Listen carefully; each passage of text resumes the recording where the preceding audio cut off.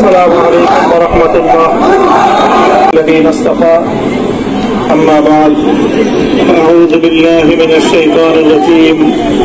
بسم الله الرحمن الرحيم لا تثريب عليكم اليوم يغفر الله لكم وهو أرحم الراحمين صدق الله العظيم সমবেত প্রাণপ্রিয় প্রভৃতি জনতা, বিভিন্ন স্তরের ধর্মপ্রাণ মুসলমান ভাই ও বন্ধুগণ, ছাত্র বন্ধুগণ এবং প্রিয় এলাকাবাসী,